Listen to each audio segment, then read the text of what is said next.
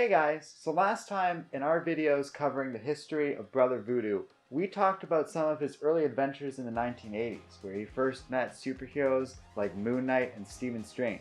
The next major comics he appears in are a full decade later, in the late 1980s and early 90s, when he reunites with both Moon Knight and Doctor Strange, each in their own series that they were running at the time.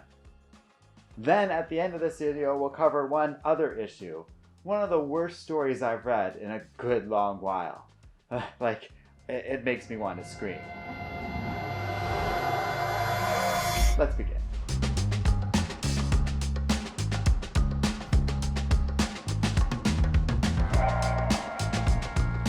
For many years after his first encounter with Moon Knight, Brother Voodoo once again disappeared from the public eye. Largely unknown outside of the country of Haiti and the city of New Orleans. When he next emerged several years later, an evil, death-worshipping cult known as the Culto de Muerte, led by a villainous Houngan named Dr. Friday, managed to capture Brother Voodoo, take his amulet, and forcibly transform the powerful superhero into a zombie-like being called a zhambi that retained his intelligence using a magical potion. Fortunately, Daniel's spirit prevented them from fully taking control over the Master of Voodoo, allowing Jericho to escape from captivity just as the group arrived in New York City weeks later. Disoriented and desperate, Drumm sought out the aid of Marc Spector, also known as the Moon Knight. As the two men now knew and respected one another, Marc was quick to take Jericho in, offering various amenities to help Brother Voodoo recover and fight the zhambi potion, though without the amulet, the man wasn't able to make full use of his powers. When Jericho sensed another zhambi nearby, the two superheroes tracked it down to a nearby restaurant full of various mobsters. This led to a chaotic scene between the gangsters, all well armed, the zhambi, revealed to have a bomb strapped to him, and the heroes, unexpectedly joined by a third, then new hero named Midnight, who kicked the zhambi out of a window, saving everyone when the bombs attached to his chest exploded. Begrudgingly, as he disliked the hero, Marc Spector explained to Midnight the situation at hand. Spector and Brother Voodoo agreed they needed all the help they could get, and they regrouped at Marc's home. There, Jericho trashed the place in an effort to clear his darkening mind and focus on the cult's location, which Drumm was successfully able to determine was within the South Bronx. The cult, meanwhile, was revealed to be targeting the crime world of New York City in an effort to take it over for their own nefarious purposes, partnering with the gang leader in the city on the condition that they eliminated all of his rivals. A prolonged battle began between the heroes and Dr. Friday's zombies, along with the man's human criminal allies. Due to his lack of powers, Jericho wielded a shotgun during this time. Because of this attack, Dr. Friday was killed by his own ally. The powerful New York gang leader was unimpressed with the man's mystic abilities, as it drew down this heat. As Friday passed away, his hold over the zombies weakened, while Jericho's powers strengthened as he got closer to the medallion, to the point that Jericho was able to call out to Daniel's spirit, and together, the two brothers managed to break the spell and free the zombies, Jericho included, returning both Drumm and the others transformed by Friday back into their normal human forms. Jericho retrieved his medallion and was satisfied with his outcome, though, unknown to him or Moon Knight, Dr. Friday was able to compel one final zhambi into taking revenge against the man who killed the villain. Returning to Port-au-Prince not long after, a voice called out to Jericho, luring him down an alleyway.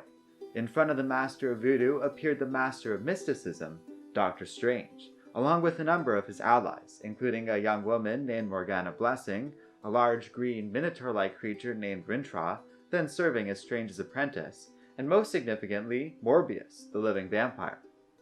Jericho was quite eager to help Stephen, wanting to repay the Sorcerer Supreme for saving his life against Mbala's spirit.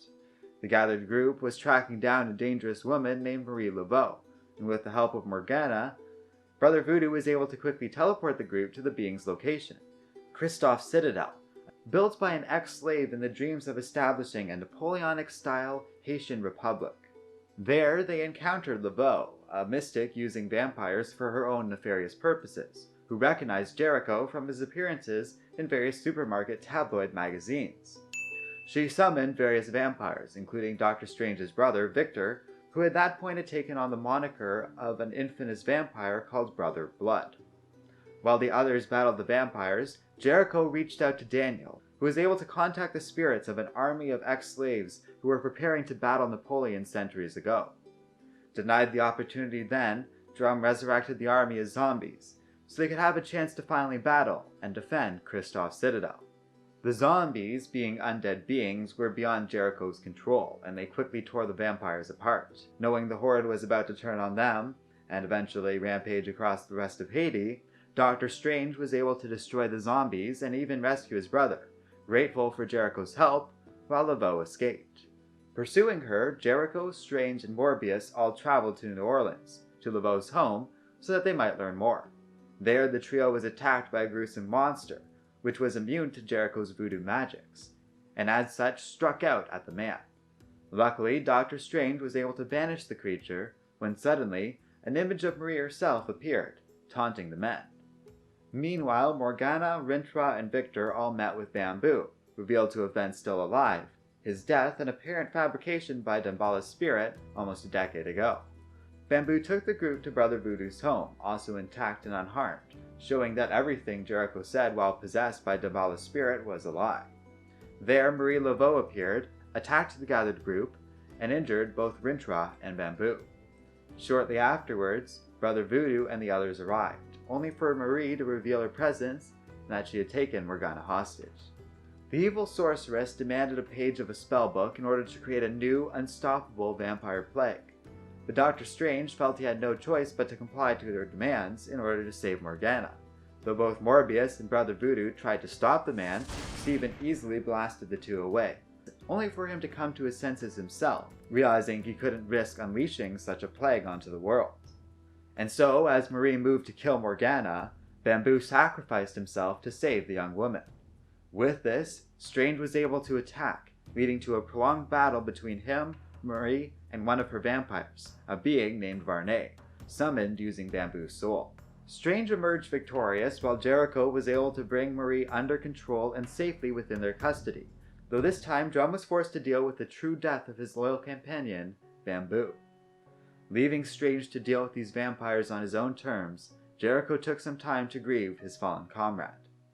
With his old companion, Laura Lee Tate, who turned out to be white for some reason, the two started living in Haiti together as Jericho kept the citizens of the fleeting country safe. By this point, he was practically treated as a god among the people of this land, even at one point rescuing a boat during a vicious storm by turning into a giant. However, Jericho was growing troubled following Bamboo's death. Increasingly, he began to resent and grow frustrated with Laura Lee, as she put her potential career in medicine on hold to stay with him, and he began to feel she could do much more good elsewhere away from him, putting distance in the relationship between the two. Meanwhile, even the animals of the land began to resist Jericho's commands. It seems that Laloa, who often empowered Jericho, felt that the man over the years had abused his powers, especially in more recent days, with moves such as seeking the powers of Dambala's amulet, and as such his mastery over these powers began to weaken. In his growing anger, one day Jericho lashed out verbally against Laura Lee, and she decided it was time for her to go back to America, though she still affirmed her love for Drumm. In response, Jericho called upon Daniel's spirit and possessed Laura Lee in an effort to force her into loving him. Daniel's spirit took over the woman's body, and for a fleeting moment, she looked upon him with love as she once did. But that was not her choice, and when Daniel's spirit returned to Jericho's body, Laura Lee was left aware of the possession, irreparably destroying their relationship for good, and leaving Jericho guilt-ridden and devastated. As Laura Lee left, a young child approached the superhero, begging for help with his sick mother. Jericho realized he would have to continue on as Brother Voodoo in order to seek redemption for himself. And on that horrible note, we'll continue next time when Brother Voodoo encounters Daredevil.